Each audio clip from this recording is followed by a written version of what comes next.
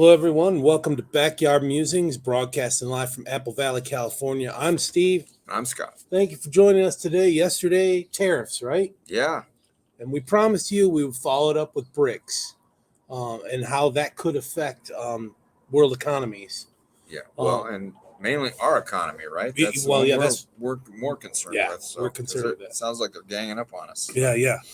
Yesterday, we talked about tariffs, how much they are a tax on the foreign country importing goods into our country. We said it's a political tool, protectionary tool, and a revenue. I've got multiplier written, but it's probably more of a revenue source of revenue, not a multiplier for the United States. We also discussed the World Trade Organization, which is the dispute center for world trade. We promised we would circle back on BRICS, and here we go. We previously had a segment where we told you that BRICS is an intergovernmental organization consisting of Brazil, Russia, India, China, Iran, Egypt, Ethiopia, and the United Arab Emirates. And Turkey, a NATO member, is now seeking membership into this economic, I've got written here cabal, but that kind of has a negative connotation. So economic hegemony, I don't know.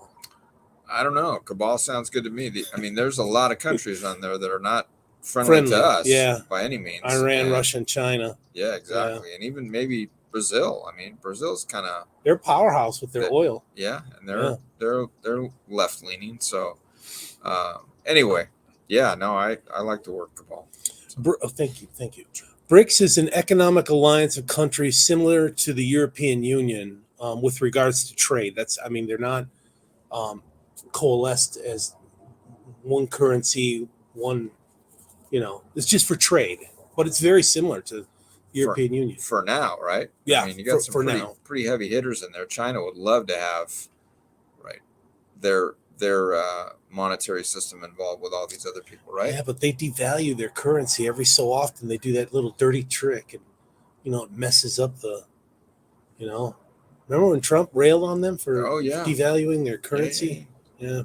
So, all right. So leaders of the nations in the BRICS grouping, which accounts for 37% of global economic output. More than one third. That's a lot. Yeah.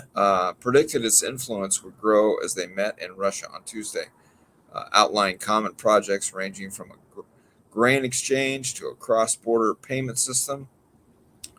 Our buddy, Russia's President Vladimir Putin, who has sought support from BRICS leaders and is amid a standoff with the West over the war in Ukraine, said that BRICS average economic growth in 2024-2025 would be 3.8%. Wow. That is a nice GDP number. Yeah. That is rich right there. Right. Compared to a global growth of 3.2 to 3.3%. So the trend for the BRICS leading role in the global economy will only strengthen, Putin said, citing population growth, urbanization, capital accumulation, and productivity growth as key factors. So yeah, but Russia's not having population growth. Putin was willing to pay people to have babies. They just wiped out over 500,000 people, right? Yeah. This war. Yeah. So, and that, that could help if you stop that. Well, think about them having children. Not now. Right. Satan's loving this because all these people are dying. Yeah. They can't procreate. They can't believe in the Savior. Right. And I would imagine that people that are there, if they had the opportunity, they would probably leave in a minute. Don't you think? That country is just. Well, some fled because of the war. Yeah. Yeah. Which, again, I'm not into draft dodging and all that kind of stuff, but you know what? This war it's senseless. Really. Invading another country.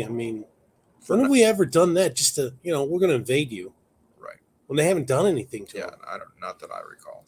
Okay, the joint communique of the summit, called the Kazan Declaration, attacked unilateral sanctions imposed on some of the group's members, including Russia and Iran. I wonder why North Korea is not in this yet. Yeah. Of course, what do they have to offer? Nuclear arms, weapons. Yeah. Slave labor, right? Saying that they harm the poorest people in targeted states. Therefore, so Russia is the poorest state and Iran is the poorest state. The idiocracy is just giving them carte blanche by letting them turn on the spigots for the oil. Yeah. So, quote, therefore we call for their elimination. What? Oh, the sanctions. Okay. The Kazan Declaration said Russia, the world's biggest wheat exporter, proposed the creation of a BRICS grain exchange, which could well, this might explain because Ukraine is a big yeah, those dogs are going nuts. This could explain why they invaded Ukraine, because Ukraine is a big grain exporter too. Big grain exporter. Russia's fertilizer exporter too. So exporter proposed the creation of a BRICS grain exchange, which could later be expanded to trade other major commodities such as oil, gas, and metals. Metals like lithium. Yeah. The Kazan Declaration welcomed the initiative. Quote, BRICS countries are among the world's largest producers of grains, legumes, and oilseeds. In this regard, we proposed opening a BRICS grain exchange, Putin told the leaders. Okay. So obviously they're thinking about this, Yeah, right? it's got impact. Yeah. Especially if they coalesce. And grain that's a huge commodity. Staple, yeah. Huge commodity. So he added that the exchange will contribute to the formation of fair and predictable price indicators for products and raw materials. I don't know they can control that price. Yeah. Considering its special role in ensuring food security, the implementation of this initiative will help protect national markets from negative external interference, speculation, and attempts to create an artificial food shortage. That's that I can see. Well, he's doing that by invading, destroying all the land and stuff. Yeah. Putin said, Kremlin spokesman Dmitry Peskov asked why the declaration paid relatively little attention to the Ukraine conflict, told Russia Radio that Ukraine was not the central issue for BRICS. This is an important question for Russia's agenda, but it is far from being the central issue for BRICS. And to the extent that it should figure on the BRICS agenda, this was reflected. This is like Harris saying, Biden's not on the ticket. I'm on the ticket, when trying to deflect, yeah. Yeah. Speaking, so just as an aside, been a lot of talk yesterday how they've been, again, calling Trump Hitler. They don't have a platform to stand on, so they're attacking Trump. So that cheapens Hitler. I mean, Hitler killed millions, right? Right. Trump killed Soleimani and Baghdadi, bad dudes, right? Yeah. Head of the snake. And they're I mean, Jews got to be pissed off that they're doing that. Yeah. I was listening to my favorite news channel, and they were talking about this interaction between us and Israel, and how Hezbollah and Hamas are just continue to pound, right? They just continue to send rockets and other arms into Israel all the time. Mm-hmm. If they were to leave them alone, why couldn't they just become like another Jordan or Turkey and just flourish rather than Lebanon and Gaza? Yeah, well, just let it, get the bad dudes out of there. Yeah, exactly, and that's kind of what Israel's going for, right? I mean, they're not looking to take over any land. No, they're kind of like Ukraine fighting back against Russia back in the 70s, and the Gaza. Just give them their little piece of land and let them do what they do, and everybody else. I mean, obviously they've been able to flourish with other people and get along with other people in that region, countries in that region. I don't know. But yeah, that seems to be the common denominator, right? Hamas and Hezbollah. Get rid of those guys. Mm-hmm. So, anyway, it's me. Go for it. Yeah. Other leaders backed the creation of a common cross-border payment system, which would help BRICS countries trade with each other, bypassing the dollar-dominated global financial system. Brazilian President Luiz Inácio Lula da Silva. That's a big name. Yeah. Who took part in the BRICS summit via video conference after a head injury over the weekend. His wife smacked him upside the head. I don't know. He's the president, man. Only his wife could do that. And lived to tell about it. Said that it's time for the BRICS nations to create alternative payment methods. It's crazy.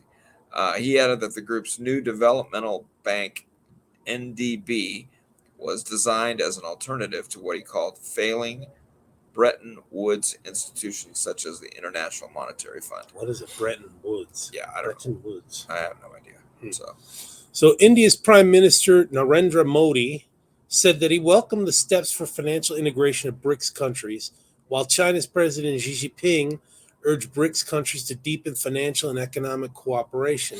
Yeah, that's a good alternative to the West, Canada. Well, I mean, we've got NAFTA. That's kind of similar. The Kazan Declaration called for a feasibility study on other Russian initiatives as BRICS clear depository and securities trade settlement system and a common reinsurance company.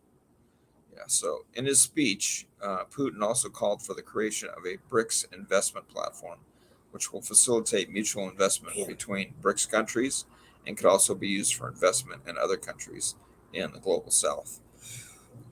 I don't know. Yeah, it's growing, man. It's like cancer that's growing. I mean, this, good for them. I mean, the only thing that concerns me, or the biggest thing that concerns me, again, is the players in this thing. Yeah, So, yeah. Contrary to earlier statements from the senior Russia officials on the need to find an alternative to the International Monetary Fund, the IMF, the Kazan Declaration enhanced the role of IMF, stressing the needs for further reforms.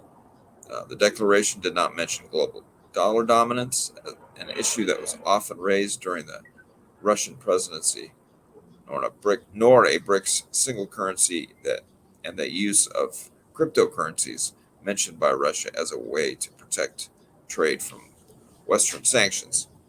We welcomed, this is a quote, we welcomed the use of local currencies in financial transactions between BRICS countries and their trading partners, the Kazan Declaration said. It's like the Declaration of Economic Independence. Yep, like they're being, what do they call that?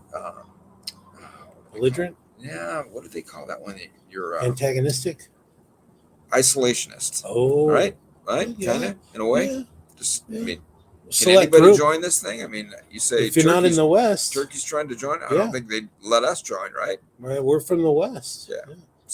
So economic growth of 3.8%, cross-border payments, local currencies, hoarding critical metals, grains, and legumes, exclude the West altogether and trade amongst themselves. Now a NATO member is interested in membership.